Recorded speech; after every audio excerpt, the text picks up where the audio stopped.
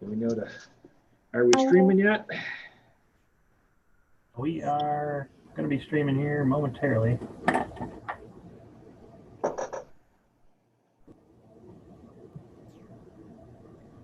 There are millions of fans out there. All right, we're good. All right. I got the thumbs up.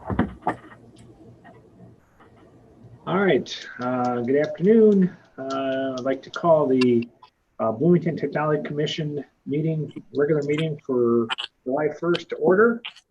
We'll do a roll call. I don't have the roll call. As far as I know, Jacob is here. Robbie's here. Jennifer's here. And Gary's here. Who are we missing? Don't have my list in front of me. Eric had contacted Craig ahead of time that said he was not going to be able to make it today. Okay. We're also missing Tyler Davis. Robert Davis. Yeah. He just texted me. He says he's still at work. Okay. So that should be everybody then. Unless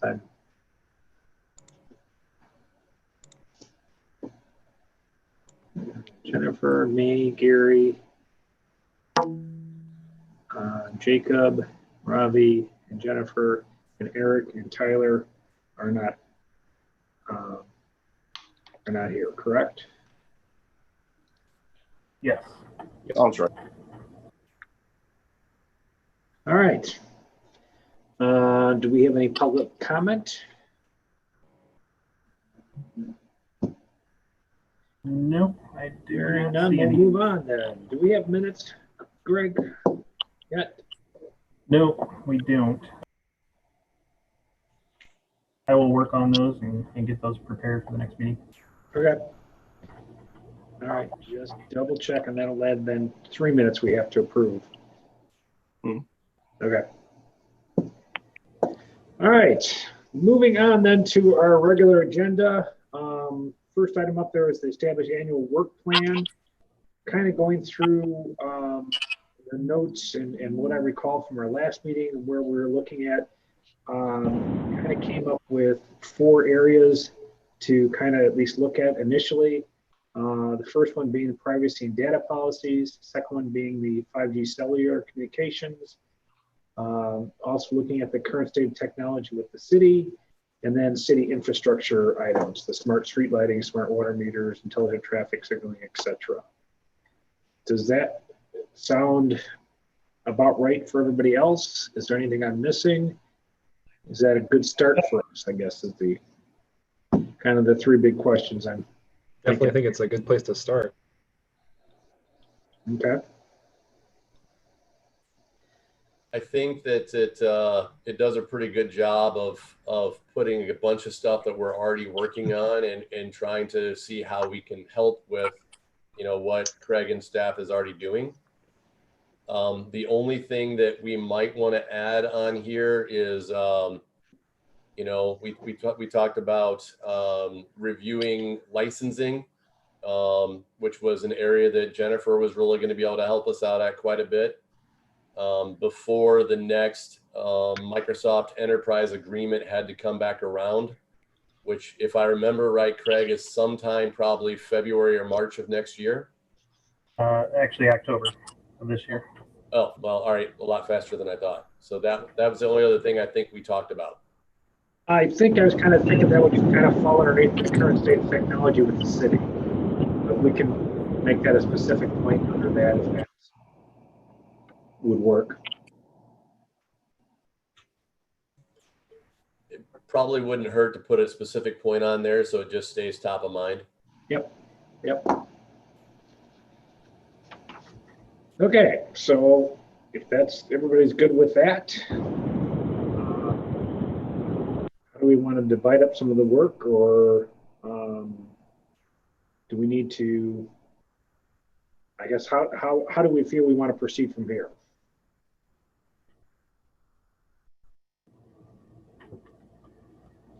Gary, you're muted, by the way. There we go. Okay. As I recall from the last meeting, if we were to divide up the topics into individuals or small groups, we're limited to how many people can convene outside this meeting Correct. to discuss these topics. And that was 2 people? Yes. Okay. So on any topic, would we want to then limit it to 2 people? Right. If we did more than 2 people, then we would have to call it as an open meeting, post the agenda, take the minutes, do all those types of things. Whereas if it's just 2, we're able to work around that. Yeah. That is 2 board members. Correct. Okay.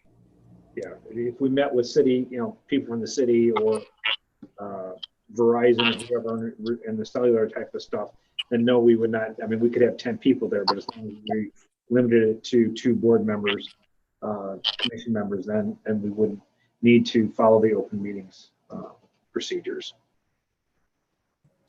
Yeah, that's Craig and I don't count towards any of those numbers. So, and either Craig or I is going to need to be involved in multiple ones of these as we go along. So right now, for instance, smart street lighting is something that I've been working on a lot with Deputy City Manager Billy Tyus. And anybody who wants to work on that with us, I'm happy to, always happy to have more brain power for that one. So that's one of the areas that I have already been involved in quite a bit. So do you as members, do you have a preference to which group, which area you'd like to delve into more, and we can assign you that, and you guys can get together and figure out how you want to meet with that or meet with Jamie or Craig in those areas and go from there? Hey, this is Jennifer. I like the idea of splitting it up a little bit. I mean, it doesn't mean that, if each of us has interest in multiple different things, maybe we could, if someone's really passionate about 2 topics, I mean, I think that's fine. But I think splitting it up so we all don't have to be experts on every topic would be good. I would agree.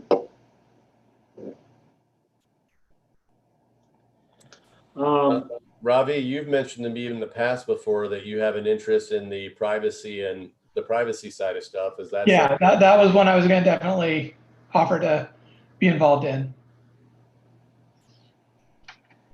And I was also thinking about that one from an interest standpoint. Okay. Robbie, can I set you up as the lead on that? Sure. All right. And then as far as the 5G cellular,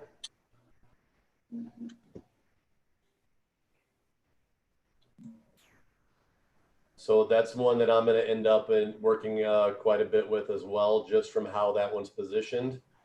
But yeah, anybody who wants to help and sit down and talk about that one, absolutely willing to accept that. Yeah, I'll definitely take a look at that one. I have some background in mobile phones, so it shouldn't be too foreign to me. yeah. I'd also like to do that one too. So, Although, given the circumstances for 5G, I don't know how much we can really do, though, right? Since the state says it, the city can't really do much about it. well, that's not necessarily true. I mean, Well, yeah, that was a bit of a oversimplification, but yeah. But I think that's partially which is also on here, just to kind of point out, was the proposal for the wireless infrastructure guidelines that the town of Normal and the city of Bloomington has put together. And I'm assuming, Jamie, you were involved with that. Only tangentially, that I'm going to end up being, it's going to end up being something I've got to vote on at some point. But it all stemmed from a lot of conversations that we were having as part of, you know, this big regional group that's trying to work together to figure out how to coordinate better around technology decisions. In that it went from 5G was something that we should be talking about because it was coming to, holy crap, they're putting up 5G poles right now. So that one, you know, came up a lot faster, I think, than a lot of us were expecting to be a Bloomington scenario. Okay. But at least we can keep up with it and maybe report on what's going on with it in that regards. City Tech, specifically, they're reviewing the licensing. Jennifer, I know you have an interest in that. Yeah, I'm happy to run on that one. Okay. And then, Craig, I'm assuming you would need to be pretty involved in that discussion as well, right? Yes. Okay, good. Okay. And then infrastructure. No one else raising their hand for licensing? No one's running to that one, all right. No, I'll help out with that one. I've got kind of a fingers in that here, so.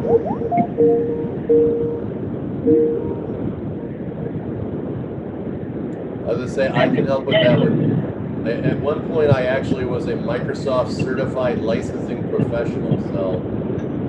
Whoa. Oh. That was a really boring test. How about city infrastructure? Anybody interested in working on that? Which one? The city infrastructure, whether the street lighting, the traffic or whatever, any of those? Yeah, I'd be interested in that one too. Okay. If we want to be so bold as to volunteer someone, that's an area where Eric Fisher has a particularly high level of expertise, and especially in building wide area networks and maintaining them. It's literally what he's done for like the last 20 years. So. Okay.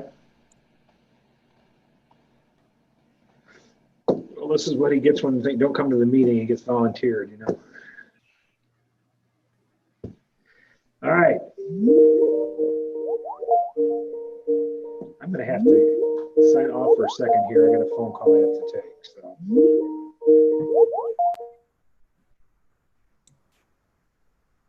All right.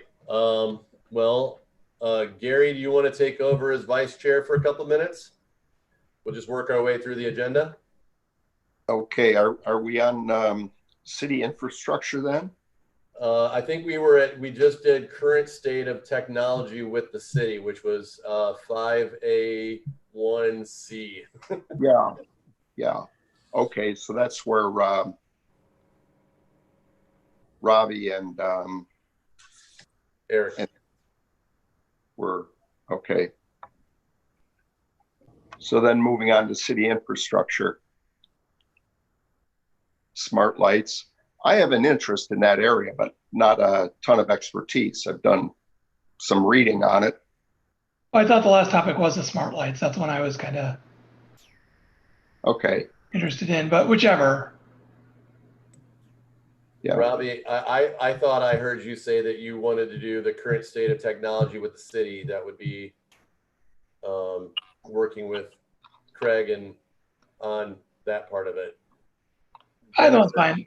That's fine too, yeah. But it's not saying you couldn't also do smart street lighting with, you know, again, that's one where I'm going to be pretty involved since that was an alderman initiative at the city that I did. So if you,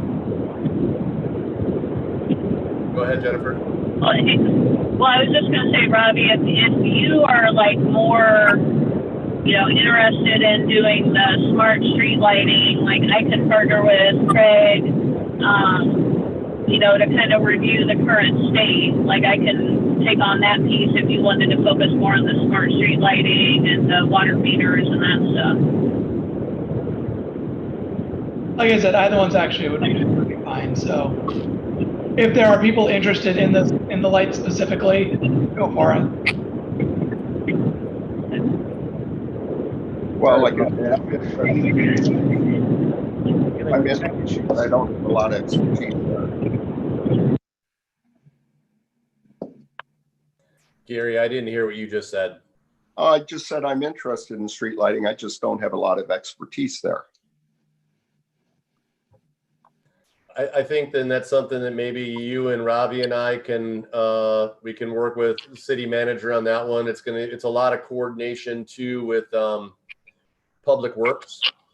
Yeah. As they're trying to figure out, Public Works is still trying to inventory and figure out of all the street lights that are in the city of Bloomington, which ones do we own, which ones are owned by either of our power companies. And it turns out that that's a more complicated discussion than anybody had expected, and involves many years of going through paperwork on each individual area of the city to figure out who owns the poles in that part, who paid for them, and who put them up. Wow. I know that there was a lot of holdup with MetroNet, specifically getting fiber here on the west side of Bloomington rolled out because the poles were not up to spec, and they were not owned by the city. They were owned by Amerin or Cornbelt or whatever energy company. And if they wanted to bring the poles back into specification, then that company would have to pay a lot of money to do that, basically. So it became a bit of a sticking point. Yeah, you're 100% correct on that one. That there was a conversation that was had that people wanted MetroNet fiber on the west side, but they didn't want any more poles put in place. And there was an agreement that was eventually worked out that if Ameren upgraded their poles to allow the additional capacity of MetroNet fiber on those poles, then MetroNet would move their fiber over to the new Ameren poles and pull the poles that they have temporarily installed back out. So it's a little bit of a sticky wicket over there, which I just successfully used that phrase in a Zoom meeting.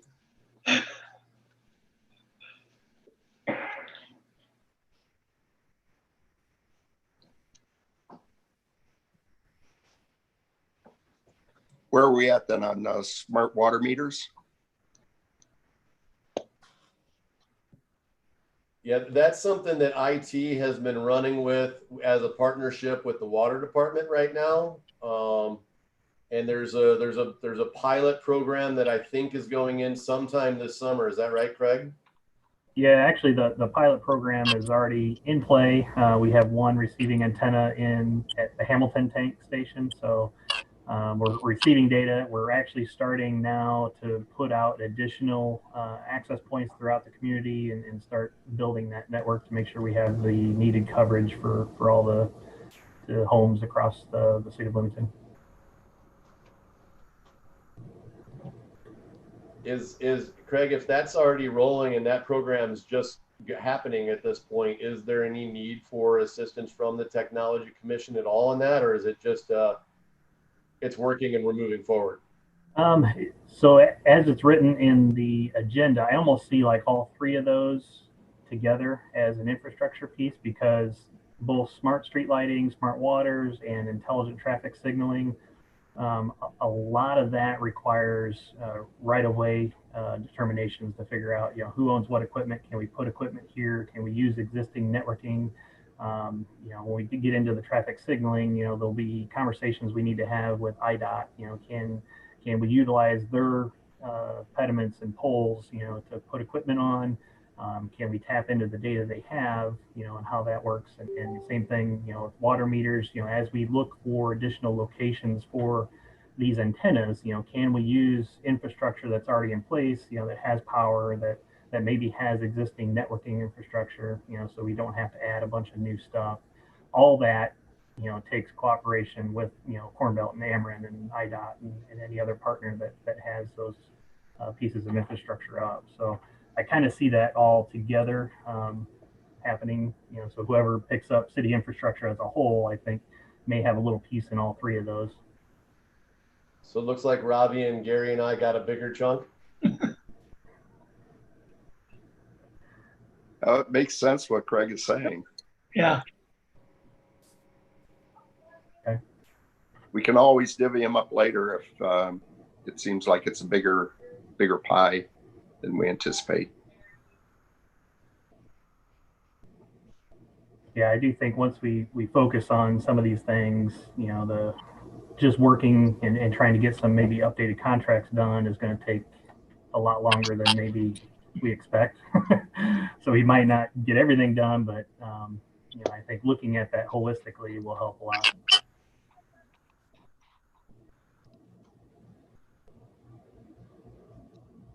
Okay, should we move on then to the request, the RFP for wireless infrastructure guidelines? Yeah, I just threw that out there or put it out there just so that we would be, we as a group would understand what's happening. It's a pretty involved document. If anybody had an opportunity to kind of peruse it, but just wanted to put it out there for information and what was happening in regards to that, the timeline on that, and kind of what the city and the town were looking to do. Yeah, and this really talks to the point that you mentioned earlier about, did we miss the boat on being able to have at least a little bit of control over where these small cells are going throughout the city? And while I think we have kind of missed that time frame, what this actual RFP is proposing to do is as we get additional ones within the public right of way, what ability are we going to have to facilitate, the implementation of this and create strategies on the visuals and making sure that it's not impacting certain areas negatively, or especially when we get into maybe historic districts and all that, then we will have hopefully more control over, these small cell antennas that kind of go up. So yeah, the RFP is out there. It was released on Monday. The deadline for that is the end of this month, July 31st, I believe it is. So we'll see kind of what comes back. And this is going to tie in a little bit to the poles and the right-of-way conversation too, because which poles do we own? Which ones do Ameren own? What is the capacity of those poles to host additional infrastructure? Or, so far what we've seen is they put all new poles up. So now we have a whole new set of poles. I think there's roughly a dozen of them along the Main Street corridor right now, is I think the last rough number I heard. And that's all the way through Bloomington and Normal. And so now we have a whole additional set of poles that are going up there. And I think Craig hit the big thing that a lot of people are concerned about is, with 4G networks, we have big antennas that cover 3 or 4 or 5 mile radiuses, and they're scattered around the edges of Bloomington with, of course, the tower in downtown right in the center. These poles are going to have to actually go into the neighborhoods. And while, Jacob said the west side is used to seeing a lot of poles, they don't want more, and the east side doesn't want any.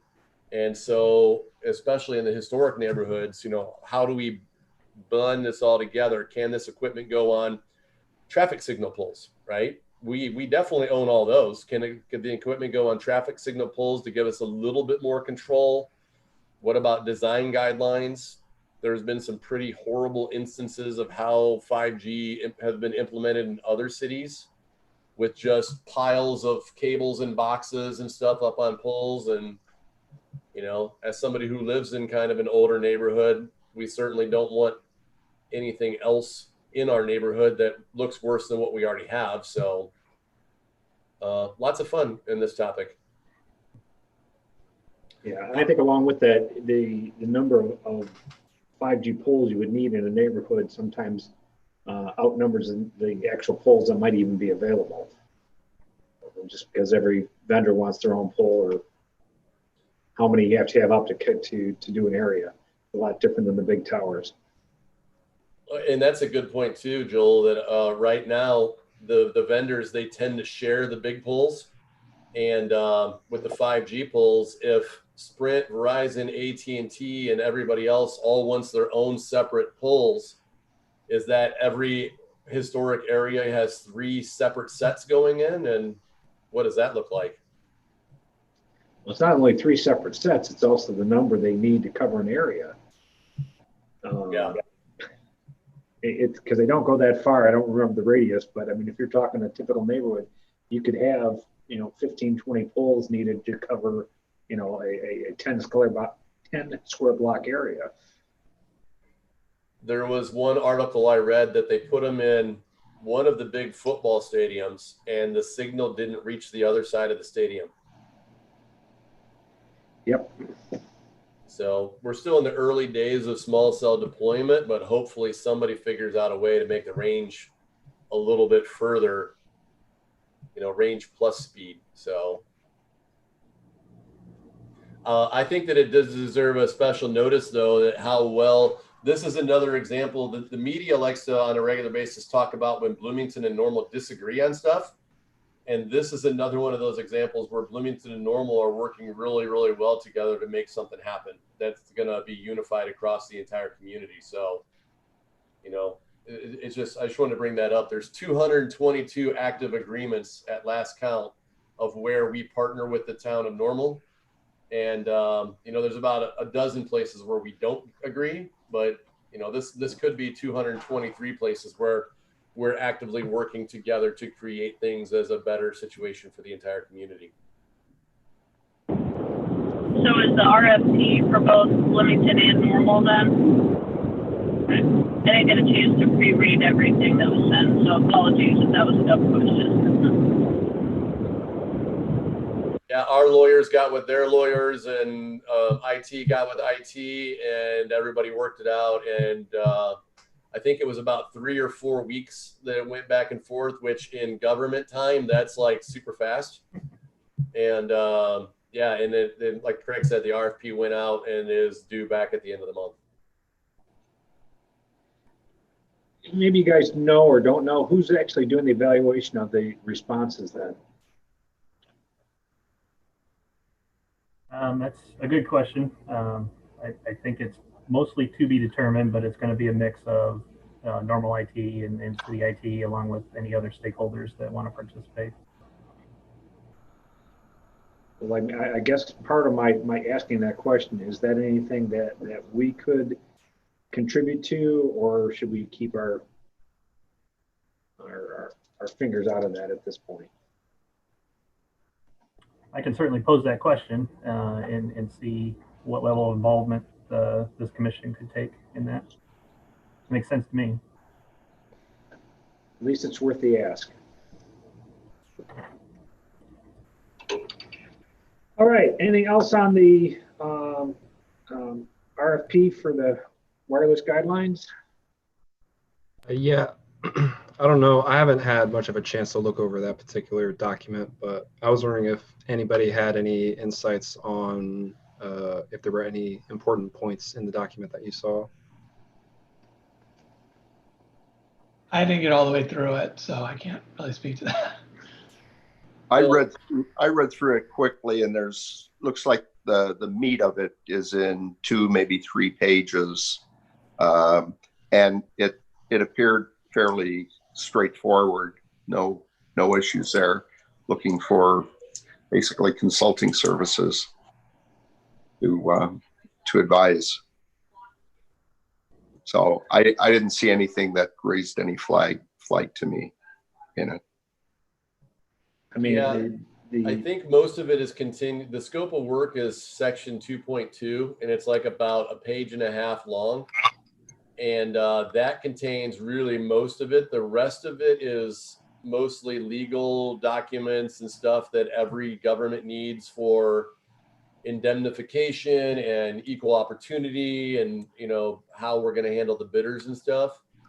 But Gary boiled it down pretty well. It's we're looking for somebody with expertise on how do we work, how do we propose something to the telecom companies to make the most effective network in Bloomington that also it works best for the community at the same time as having the least damaging effects that we just talked about for the community. How do we help create standards that they will help us with? I will say that we have the benefit of that ISU is helping us with this as well. And ISU, all the telecom companies desperately want access to campus buildings to reach 20,000-ish students with 5G technology. And since ISU owns everything that they have, the telecom companies can't just in and take over a utility pole. ISU owns everything around the campus. Even though they're like a state or federal organization. Yeah, exactly. They have to get permission because they're not utilities and utility right-of-ways the same way as they are defined for the town and the county or in the city. And so ISU working with us to basically tell the telecom companies it's important to us that you work with the town and the city is gonna help us. Because like I said, they desperately want access to the campus and all the kids on the campus.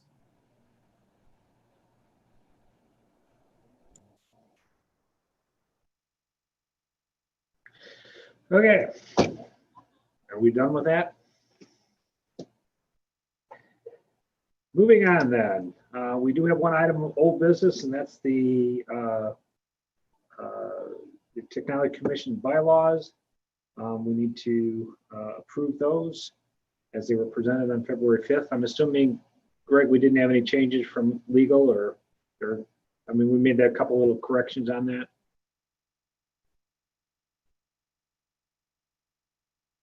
Greg, you're muted. All right. I didn't see any changes from legal on that, so I will follow up with them just to make sure, but I'm pretty sure we're good to go on as written. So at this point, I'd look for a motion to approve the bylaws as presented. Motion to approve. Second? I'll second it. All right, all those in favor say aye. Aye. Aye. Opposed? Aye. Bylaws and carried. So we'll get those published or however we need to do that on that, Craig, correct? Yes. Okay. And we have no new business that I'm aware of. Anything else anybody has to bring up before we adjourn? I actually have a question. Jennifer, go ahead. Well, I was just gonna ask, kind of like to, tie a bow around the separate breakout sessions we talked about earlier on in the meeting. So should we, will you send out who is kind of volunteered for each item and then we can meet ourselves, we can get together ourselves, or will somebody coordinate those meetings for us? How should we get together on those items?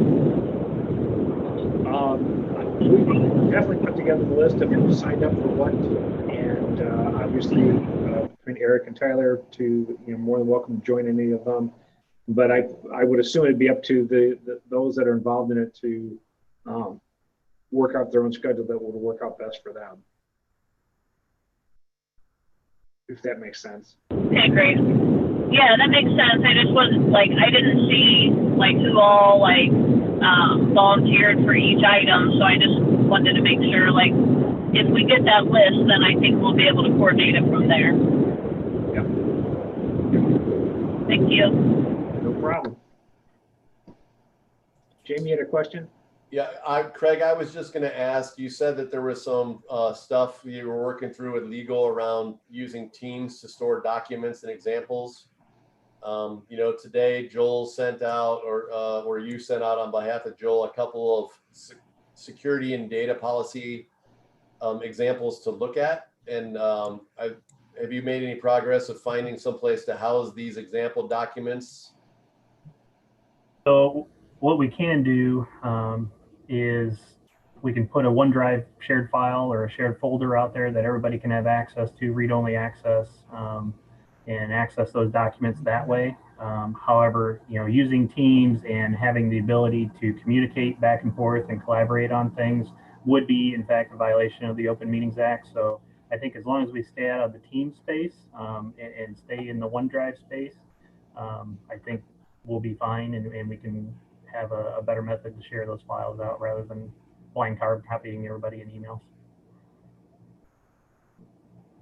Okay, thank you. I wondered if Open Meetings Act was going to get into this somehow, and you know, if there's many wonderful things about that policy, and there's many places where sometimes it just gets in the way of trying to collaborate in groups like this. So I think a OneDrive folder of, you know, with a couple of folders in it, you know, maybe one for minutes, one for or the minutes, I guess, are all going to be posted on the website anyway. And one for example documents that anybody can look at, and you know, I think that would work. Okay. I just hate having to rummage through email to look for stuff from 4 or 5 months ago and try to find it amongst all the other stuff in there. I'm totally on the same page there. Yeah, I mean, I voiced my frustration to legal on that. Of course, you know, obviously they can't do anything about it.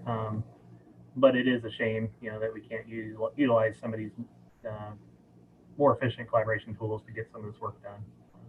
Hopefully they can change some of those laws that are coming up. Well, we're just going to have to elect some Illinois representatives that understand technology.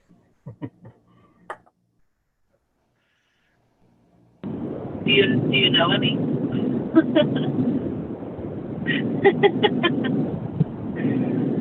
Are you volunteering, Jamie? Is that the what I'm hearing? That sounds like a good road to divorce, is what that sounds like. All right. Anything else for the good of the group? All right, then I will call the meeting adjourned. Thank you very much. We'll probably talk some of you through the month of July here, and we'll look to meet again in August. Thank you, everybody. I hope you have a great day. Thank you. You too. Happy 4th of July, everyone.